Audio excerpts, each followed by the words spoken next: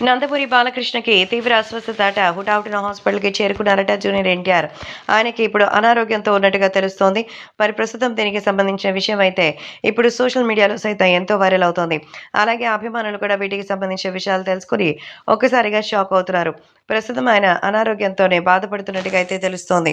కాబట్టి ఈ విషయాలు ఇప్పుడు సోషల్ మీడియాలో సైతం ఎంతో వైరల్‌గా మారుతోంది. ఏది ఏమైనా అభిమానులు కూడా వీటికి సంబంధించిన పలు విషయాలు తెలుసుకొని ఒక్కసారిగా షాక్ అవుతున్నారు.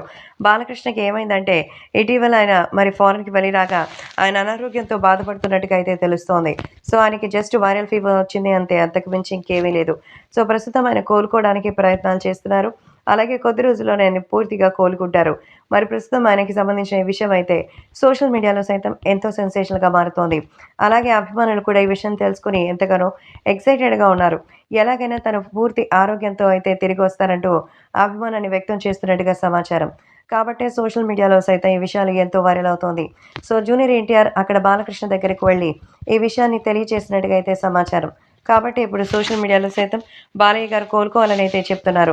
బాలయ్య గారు సంపూర్ణ ఆరోగ్యంతో మరిప్పుడు 'భగవంత్ కేసరి' సినిమాని పూర్తి చేసి దసరాకి మన ముందుకు తీసుకొచ్చడానికి మరి తెగ కష్టపడుతున్నారు. అందులో భాగంగా ఆయన స్ట్రెస్‌కి గురైనట్టు సమాచారం.